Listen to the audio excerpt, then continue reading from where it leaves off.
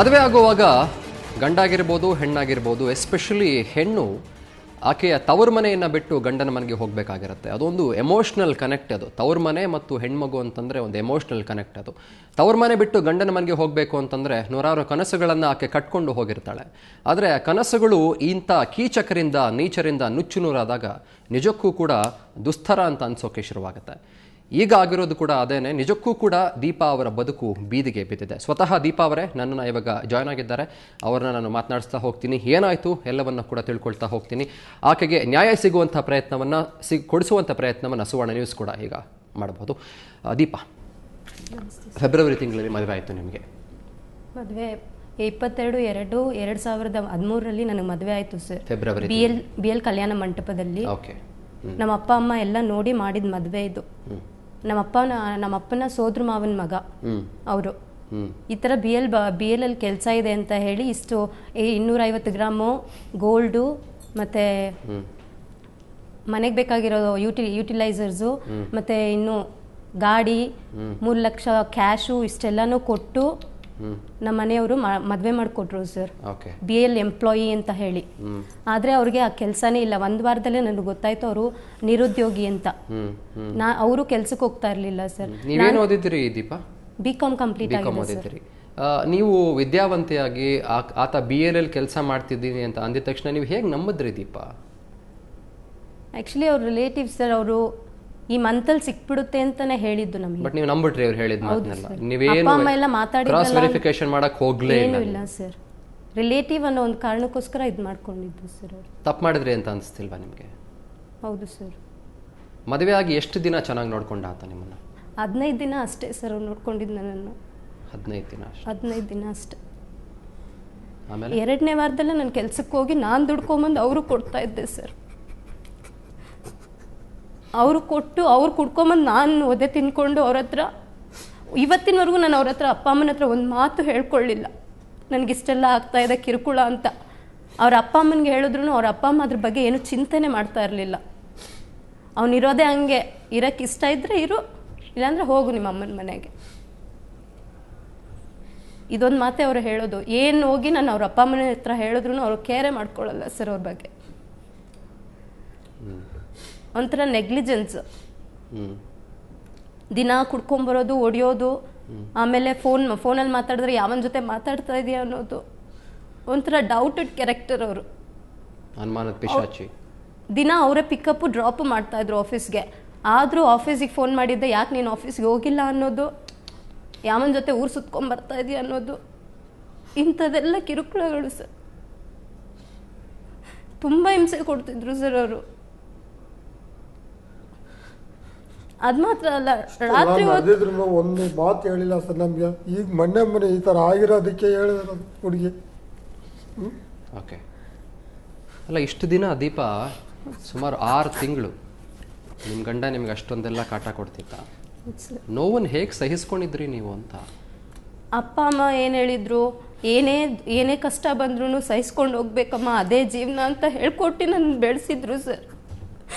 ಆ ಒಂದು ಕಾರಣಕ್ಕೋಸ್ಕರ ನಾನು ಅಷ್ಟೆಲ್ಲ ಸಹಿಸ್ಕೊಂಡು ಹೋದೆ. ಆದರೆ ಇನ್ನು ಮುಂದೆ ನನ್ನಿಂದ ಸಹಿಸ್ಕೊಳಕ್ ಆಗ್ತಾ ಇಲ್ಲ ಸರ್ ಅವ್ರು ಮಾಡೋದು ಒಂದೊಂದು. ಅದಾದ್ಮೇಲೆ ಪೊಲೀಸ್ ಸ್ಟೇಷನ್ಗೆ ಅವ್ರು ವಾಲಂಟಿಯರ್ ಹೋಗಿ ನನ್ನ ಮೇಲೆ ಅಪವಾದ ಹೊರಿಸಿ, ನಾನು ಇನ್ನೊಂದು ಇದ್ದಿದ್ದ ರಿಲೇಶನ್ಶಿಪ್ ಇದೆ ಅಂತ ಹೇಳಿ ನನ್ನ ಮೇಲೇನೆ ಅಪವಾದ ಹೊರಿಸಿದ್ದಾರೆ ಸರ್. ಇಷ್ಟೆಲ್ಲ ಮಾಡಿದ್ದಾರೆ. ಇನ್ನು ಮುಂದೆ ನಾನು ಅವ್ರ ಜೊತೆ ಹೋಗಿ ಜೀವನ ನಡೆಸಿದ್ರು ಅವ್ರು ಏನಾದರೂ ಒಂದು ಮಾಡೇ ಮಾಡ್ತಾರೆ ಸರ್ ನನಗೆ. ಅವನ ಮನಸ್ಸಲ್ಲಿರೋದು ಬರೀ ಅನುಮಾನಗಳು ಮತ್ತು ದುಡ್ಡಿಗಾಗಿ ಹಾಹಾಕಾರ ಅಷ್ಟೇ. ಹೌದು, ಬೇರೆ ಏನೂ ಇಲ್ಲ ಅವನ ಮನಸ್ಸಲ್ಲಿ. ಈಗ ಅಮ್ಮನ ಮನೆಯಿಂದ ನನಗೆ ದುಡ್ಡು ಬೇಕು ಅಂತ ಕಳಿಸಿದ್ದಾರೆ. ಅಮ್ಮನ ಮನೆಗೆ ಹೊಡೆದು ಕಳಿಸಿದ್ದಾರೆ ನಿಮ್ಗೆ? ಹೌದು ಸರ್. ಫಿಸಿಕಲಿ ಹಲ್ಲೆ ಮಾಡಿದ್ದಾರೆ ನಿಮ್ಮ ಮೇಲೆ ಅವರು? ಹಲ್ಲೆ ಮಾಡಿದ್ದಾರೆ ನಿಮ್ಗೆ? ಓಕೆ. ನೀವು ಕೇಳಲಿಲ್ವಾ ದೀಪಾ, ಇಷ್ಟೊಂದೆಲ್ಲ ನಿಂಗೆ ನನ್ನ ಮೇಲೆ ಅನುಮಾನ ಇದ್ರೆ ಯಾವ ಘನ ಕಾರ್ಯಕ್ಕೆ ಮದುವೆ ಆದ ನನ್ನ? ಯಾಕೆ ಸರ್? ಮದುವೆ ಆಗಿ ಒಂದು ಹೆಣ್ಮಗಳ ಬಾಳ್ ಹಾಳು ಮಾಡೋಕ್ಕಿಂತ ಮದುವೆ ಆಗದೆ ಇರೋದೇ ವಾಸಿ ಆಗಿತ್ತಲ್ವಾ? ಅಥವಾ ಬೇಕಾಗಿರೋ ನೋಡ್ಕೋಬೋದಾಗಿತ್ತು ಅವನು. ಅಂಡ್ ಅವನೇ ಬಂದು ನಿಮ್ಮನ್ನ ಮದುವೆ ಆಗ್ತೀನಿ ಅಂತ ಕೇಳಿದ್ದು, ನೀವೇ ಹೋಗ್ಲಿಲ್ಲ ಅವನ. ಏನಂತ ಕೇಳಿದಕ್ಕೆ ನೀವು? ಏನಂತಾನೆ? ಯಾಕೆ ಮದುವೆ ಆದೆ, ಯಾಕೆ ಘನ ಕಾರ್ಯಕ್ಕೆ ಯಾಕೆ ಮದುವೆ ಆದೆ ಅಂತ ಕೇಳಿದಕ್ಕೆ ಒಪ್ಕೊಂಡ್ರು. ಈಗ ಹೇಳ್ತಾವನೆ ನೀನೇ ನನಗೆ ಫೋನ್ ಮಾಡಿ ನೀನು ಹೇಳ್ದೆ ನಾನು ವಾಲಂಟಿಯರ್ ಆಗಿ ಫೋನ್ ಮಾಡಿದ್ದೆ ಅಂತ ನಿಮ್ಮ ಹೇಳ್ತಾ ಅಪ್ಪ ಅಮ್ಮನ್ನ ಕರ್ಕೊಂಬ ನಾನು ಮದುವೆ ಮಾಡ್ಕೊತೀನಂತ ನೀನು ಹೇಳ್ದೆ ಅದಕ್ಕೆ ನಾನು ಕಳಿಸ್ದೆ ನಮ್ಮ ಅಪ್ಪ ಅಮ್ಮನ್ನ ಅಂತ ಪೊಲೀಸ್ ಸ್ಟೇಷನಲ್ಲಿ ಹೇಳ್ತಾವನೆ. 15 ದಿನ ಮದುವೆ ಆದ್ಮೇಲೆ ಚೆನ್ನಾಗಿದ್ರೆ ನೀವು, ಆಮೇಲೆ ಎಲ್ಲೂ ಕಳಿಸಿಲ್ಲ ಸರ್, ಕಳಿಸ್ಕೊಟ್ಟಿಲ್ಲ ಸರ್ ಅವ್ರ ಅಪ್ಪ ಅಮ್ಮ ಎಲ್ಲೂ. ತಾಯಿ ಮನೆಗೆ ಹೋಗ್ಬಾರ್ದು, ಅಮ್ಮನ ಮನೆಗೂ ಹೋಗ್ಬಾರ್ದು, ರಿಲೇಷನ್ ಮನೆಗೆ ಹೋಗ್ಬಾರ್ದು. ಸರಿ ಬಿಡು, ಅವ್ರ ಇಷ್ಟ, ಅವ್ರ ರೂಲ್ಸ್ ಪ್ರಕಾರನೇ ನಡೀಲಿ. ಅದು ಎಲ್ಲ ನಾವು ಏನಕ್ಕೂ ಕೇಳಲಿಲ್ಲ, ಏನು ಮಾಡಿಲ್ಲ. ಬಂದ್ರೆ ನೋಡೋದು, ಸಾಯಂಕಾಲ ಹೋಗ್ಬಿಡೋಳು ಅಷ್ಟೇ. 6 ತಿಂಗಳಲ್ಲಿ 8 ಸರಿ ಬಂದಿದ್ದಾಳೆ, ನೀವೇ ಕೇಳಿ ಸರ್. ನಿಮ್ಮ ಅತ್ತೆ ಮಾವ ಅವ್ರು ಹೇಗೆ, ಅಂದ್ರೆ ಅವನ ಪೇರೆಂಟ್ಸ್ ಹೇಗೆ, ಅವರು ಕೂಡ ಕಾಟ ಕೊಡ್ತಿದ್ರ ನಿಮ್ಗೆ? ಹೌದು ಸರ್, ಅವರೇ ತಂದೆ ತಾಯಿ ಮನೆಗೆ ಕಳ್ಸಲ್ಲ. ಹೋಗ್ಬಾರ್ದು ಬರಬಾರ್ದು, ಏನ್ ರಿಲೇಷನ್ ಮನೆ ನಿನಗೆ, ಮದ್ವೆ ಆದ್ರೆ ಮನೇಲಿರೋ ಕೆಲಸ ನೋಡ್ಕೊಂಡು ಇರು, ಬಿತ್ಕೊಂಡಿರೋ ಎಲ್ಲಾದ್ರೂ. ಅವ್ರ ಮನೆಯಲ್ಲಿ ಅವ್ರ ಹುಡುಗಿ ಒಬ್ಳು ಇದ್ದಾರೆ, ನಾದ್ನಿ ಅವಳಿಗೆ ಒಬ್ಳೆ ಮಗಳು. ಅವ್ರ ಅಕ್ಕ ಬರೋದು ಏನಾದ್ರೂ ಒಂದು ದೀಪ ಹೇಳಿ. ಅವ್ರ ಅಕ್ಕ ಬರೋದು ಏನಾದ್ರೂ ಒಂದು ಇದ್ ಮಾಡ್ಬಿಟ್ಟು ಹೋಗ್ಬಿಡೋದು, ಪ್ರಾಬ್ಲಮ್ ಕ್ರಿಯೇಟ್ ಮಾಡೋದು, ಅಪ್ಪ ಅಮ್ಮನಿಗೆ ಹೇಳ್ಕೊಟ್ಬಿಡೋದು. ಅವ್ರ ಮಗಳು ಬರೋವರೆಗೂ ಚೆನ್ನಾಗಿರ್ತಾರೆ ಸರ್ ನಮ್ಮ ಜೊತೆ.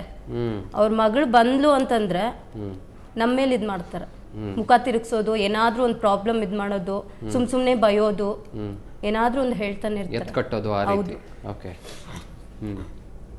ನಿಮ್ಮಲ್ಲಿ ಏನೇನು ಆರೋಪ ಮಾಡ್ತಿದ್ದ ಆತ? ಮದುವೆ ಆದ್ಮೇಲೆ ಸುಮಾರು ಸ್ವಲ್ಪ ದಿನ ಚೆನ್ನಾಗಿದ್ರಿ, ಏನ್ ಆಕ್ಚುಲಿ ಏನ್ ಸೈಕಲಾಜಿಕಲ್ ಪ್ರಾಬ್ಲಮ್ ಅವನಿಗೆ? ರೋಡಲ್ಲಿ ಹೋಗ್ಬೇಕಾದ್ರೆ ಬರ್ಬೇಕಾದ್ರೆ ಯಾರನ್ನು ನೋಡ್ಬಾರ್ದು, ಮಿರರ್ ಅಲ್ಲಿ ನೋಡ್ಬಿಟ್ಟು ಬಯೋದು, ಯಾವನ್ನ ನೋಡ್ ನಗಿತಾ ಇದ್ಯಾ, ಟೂ ವೀಲರ್ ಅಲ್ಲಿ ಹೋಗ್ಬೇಕಾದ್ರೆ ಯಾವನ್ನ ನೋಡ್ ನಗಿತಾ ಇದ್ಯಾ, ಒಂದ್ ಫೋನ್ ಕಾಲ್ ಬರಬಾರ್ದು, ಫೋನ್ ಕಾಲ್ ಬಂದ್ರೆ ಯಾವನ ಹತ್ರ ಮಾತಾಡ್ತಾ ಇದ್ಯಾ, ಅದು ನಮ್ಮ ಪೇರೆಂಟ್ಸ್ ಆಗಿದ್ರು ಓಕೆ. ಈಗ ನನ್ನ ತಮ್ಮನ ಜೊತೆ ಮಾತಾಡ್ತಾ ಇದ್ದೀನಿ ಅಂತಂದ್ರೆ ಯಾವನು ಅನ್ನೋದು, ಅಫೇರ್ ಇದೆ ಅಂತ ಹೇಳೋದು, ಆತರ ಅಂದ್ರೆ ಡೌಟೆಡ್ ಕ್ಯಾರೆಕ್ಟರ್. ಅಲ್ಲ ದೀಪ, ಏನು ಅಂತಂದ್ರೆ ನೀವು ಬರೋಕ್ಕಿಂತ ಮುಂಚೆ ನಾನು ನಿಮ್ಮ ಪೋಷಕರನ್ನ ಮಾತಾಡಿಸ್ತಾ ಇದ್ದೆ. ಮಹೇಶ್ ಹೇಳ್ತಿದ್ರು ನಿಮ್ಮ ಚಿಕ್ಕಪ್ಪ, ನಾವು ಓದಿಲ್ಲ ಸರ್, ಅದಕ್ಕೆ ನಾವು ಏನು ವೆರಿಫಿಕೇಶನ್ ಮಾಡಕ್ಕೆ ಹೋಗ್ಲಿಲ್ಲ, ಅವನ ಪೂರ್ವಾಪರ ಏನು ಹಿಸ್ಟ್ರಿ ಏನು ಅಂತ. ನನಗೆ ನಿಜಕ್ಕೂ ಈಗಲೂ ಕಾಡ್ತಿರೋದು ಒಂದು ಪ್ರಶ್ನೆ ನೋಡಿ, ಮದುವೆ ಅನ್ನೋ ಬಂಧನ ಅನ್ನೋದು ಒಂದ್ಸಲಿ ಆಗುವಂಥದ್ದು ಲೈಫಲ್ಲಿ, ಅದು ಲಾಂಗ್ ಲಾಸ್ಟಿಂಗ್, ಅದು ಸಾಯೋ ತನಕ ಗಂಡ ಹೆಂಡತಿ ಜೊತೆಗಿರಬೇಕು ಅಂತಾರೆ. ಅಷ್ಟು ಮಹತ್ವದ ನಿರ್ಧಾರ ತಗೊಳ್ಳುವಾಗ ನೀವು ಯಾಕೆ ಎಡವಿದ್ದು, ಯಾಕೆ ಅವನ ಬಗ್ಗೆ ನೀವು ತಿಳ್ಕೊಳ್ಳಿಲ್ಲ ಅಂತ ದೀಪ? ತಿಳ್ಕೊಳ್ಬೇಕಾಗಿತ್ತಲ್ವಾ ದೀಪ? ನೀವು ಎಜುಕೇಟೆಡ್ ಆಗಿ ಮಾಡ್ಬೇಕಾಗಿತ್ತಲ್ವಾ ಆ ಕೆಲಸ? ಯಾಕೆ ದೀಪ ಮಾಡ್ಲಿಲ್ಲ ನೀವು? ಯಾಕೆ ಹಿಡಿದ್ರಿ? ಅಪ್ಪ ಅಮ್ಮ ಎಲ್ಲ ಹೇಳಿದ್ರಲ್ಲ, ಅಪ್ಪ ಅಮ್ಮ ಹಳ್ಳಕ್ ತಳ್ತಾರ ಅನ್ನೋ ಒಂದಿದೆ ನಂಬಿಕೆ.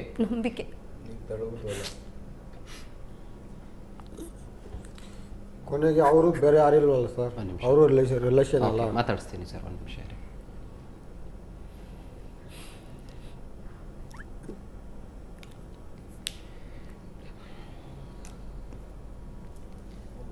ಈಗ ಸುಮಾರು ಎಷ್ಟು ದಿನದಿಂದ ಕಾಣಿಸ್ತಿಲ್ಲ ದೀಪ? ಅವನು 11-12 ದಿನ ಅಂತಿದ್ರು.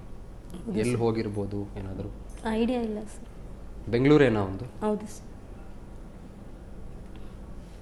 ಅದೇ ಸ್ಟೇಷನ್ ಇಂದ ಹೋದವರು, ಇನ್ನ ಎಲ್ಲಿದೆಲ್ಲ ತಂದು ಕೊಡ್ತೀವಿ ಅಂತ ಹೇಳ್ಬಿಟ್ಟು ಹೋದವರು ಸರ್, ಇನ್ನೂ ಬಂದಿಲ್ಲ ಅವರು. ಬಂದಿಲ್ಲ. ನಿಮ್ಮ ಇವರು ಚಿಕ್ಕಪ್ಪ ಹೇಳ್ತಿದ್ರು ಡ್ರಗ್ಸ್ ಕೂಡ ತಗೊಳ್ತಿದ್ದ? ಹೌದು ಸರ್. ಹೌದಾ? ಸ್ನಫಿಂಗ್ ಹ್ಯಾಬಿಟ್ ಇದೆ. ಇತ್ತು. ಬೇರೆ ಇನ್ನೇನೇನು ಕೆಟ್ಟ ಚಟ ಆಯ್ತು ಅವನಿಗೆ? ಸರ್ ಬೇರೆ ಇನ್ನೇನೇನು ಕೆಟ್ಟ ಚಟ ಆಯ್ತು ಅವನಿಗೆ? ಎಲ್ಲ ಟೋಟಲ್ ಹ್ಯಾಬಿಟ್ ಇತ್ತು, ಹನ್ಸು, ಸಿಗರೇಟು, ಡ್ರಿಂಕಿಂಗ್, ಎವ್ರಿಥಿಂಗ್. ದಿನ ಕುಡ್ಕೊಂಬರೋದು ಅದೆಲ್ಲ ನಡೀತಾನೆ ಇತ್ತ? ಎಲ್ಲ ಇತ್ತು ಸರ್. ನಿಮ್ಮ ಮೇಲೆ ಹಲ್ಲೆ ಮಾಡೋದು, ಹೊಡೆಯೋದು, ಜಗಳ ಆಡೋದು. ನೀವು ಅವ್ರ ಪೇರೆಂಟ್ಸನ್ನು ಪ್ರಶ್ನೆ ಮಾಡಬೇಕಿತ್ತು ದೀಪ. ನಿಮ್ಮ ಮಗನಿಗೆ ಇಷ್ಟೊಂದೆಲ್ಲ ಚಾಳಿ ಇದೆ, ಯಾಕ್ರಿ ನನ್ನ ಮದುವೆ ಮಾಡ್ತಾರೆ? ಅವ್ರೇನು ಹೇಳ್ತಾ ಇದ್ದಾರೆ ಅಂತಂದ್ರೆ, ಅವ್ನ ಮದುವೆ ಆದ್ಮೇಲೆ ಹಿಂಗೆಲ್ಲ ಆಗ್ತಾ ಇರೋದು, ಮದುವೆ ಆದ್ಮೇಲೆ ಅವ್ನು ಇಷ್ಟೆಲ್ಲ ಮಾಡ್ತಾ ಇರೋದು, ಇದಕ್ಕೆ ಮುಂಚೆ ಅವನು ಹಾಗಿರ್ಲಿಲ್ಲ ಅಂತ ಎಲ್ಲ ನನ್ನ ಮೇಲೆ ಎತ್ತಾಕ್ತಾರೆ.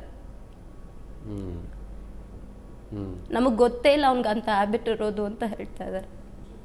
ಇವತ್ತು ಅಲ್ಲಿ ನಿಮ್ಮ ಇವ್ರನ್ನೆಲ್ಲ ಕರ್ಕೊಂಡು ಹೋದಾಗ ಅಲ್ಲಿ ಅವ್ರು ಹೇಳ್ತಾರೆ ಅಂದ್ರೆ ಅಕ್ಕಪಕ್ಕದಲ್ಲಿ ಇಂಥ ಹುಡುಗನಿಗೆ ಯಾಕೆ ಕೊಟ್ರಿ ನೀವು ಎಣ್ಣ ಅಂತ ಅವ್ರು ನಮಗೆ ಇದು ಮಾಡ್ತಾರೆ ಸರ್. ಓಕೆ, ಈಗೆಲ್ಲ ಬರ್ತಾ ಇದೆ ಸರ್. ನೀವು ನಾನು ಅದೇ ವಿಚಾರ ಹೇಳ್ತಿದ್ದೆ ನೋಡಿ. ಮದುವೆ ಅನ್ನೋ ಒಂದು ಬಂಧ ಅಂತ ಅಂದಮೇಲೆ ಹುಡುಗಿನೋ ಹುಡುಗಾನೋ ಇಬ್ಬರ ಬಗ್ಗೆನೂ ವಿಚಾರಿಸದೆ ಮದುವೆ ಮಾಡ್ಕೊಡೋದಿದೆಯಲ್ಲ, ಅದೇ ನಾವು ಮಾಡ್ಕೊಂಡಿದ್ದು ತಪ್ಪಂದ್ರೆ ರಿಲೇಷನ್ ಸರ್. ರಿಲೇಶನ್ಶಿಪ್ ಅಲ್ಲಿ ಸೋದರ ಮಾವನ ಮಗ ಹೆಂಗಿರ್ತಾನೆ ಚೆನ್ನಾಗಿ ಬೆಳೆಸಿ ರಿಲೇಷನ್ ಆಗಿದ್ರು ನೀವೇನ್ ದಿನ ನೋಡಲ್ಲ ಅಲ್ವಾ ಅವ್ರನ್ನ? ಸರ್ ಅದೇ ಒಂದು ತಪ್ಪು ಮಾಡ್ಕೊಂಡಿಲ್ವಾ? ಒಂದು ತಿಂಗಳಿಗೋ ಯಾವುದೋ ಪಾರ್ಟಿಲೋ ಯಾವುದೋ ಒಂದು ಫಂಕ್ಷನ್ ಅಲ್ಲೋ ನೋಡ್ತೀರಾ ಅಷ್ಟೇ. ಓಕೆ, ಮತ್ತೆ ಮಾತಾಡಿಸ್ತೀನಿ. ವೀಕ್ಷಕರೇ, ಗಮನಿಸ್ತಾ ಇದ್ದೀರಿ, ದೀಪಾ ಅವರು ಕೂಡ ಸಾಕಷ್ಟು ವಿಚಾರಗಳನ್ನು ಇಲ್ಲಿ ಹೇಳ್ತಿದ್ದಾರೆ. ಯಾಕೆ ಘನಕಾರ್ಯಕ್ಕೆ ಯಾಕೆ ಮದುವೆ ಆಗಬೇಕಾಗಿತ್ತು ಅನ್ನೋದು ಇಲ್ಲಿ ಒಂದು ಪ್ರಶ್ನೆ. ಮದುವೆ ಆದ ನಂತರದಲ್ಲಿ ಒಂದು ಹೆಣ್ಮಗಳನ್ನು ನೋಡ್ಕೊಳ್ಳೋಕ್ಕೆ ಯೋಗ್ಯತೆ ಇಲ್ಲ ಅಂತ ಅಂದಮೇಲೆ ಬೇಕಾಗಿತ್ತಾ ಅವನಿಗೆ ಮದುವೆ? ಇದು ನಮ್ಮನ್ನು ಕಾಡುವಂಥ ಪ್ರಶ್ನೆ. ಮತ್ತಷ್ಟು ಮಾತನಾಡಿಸ್ತೀನಿ ಬ್ರೇಕ್ ಆದಮೇಲೆ.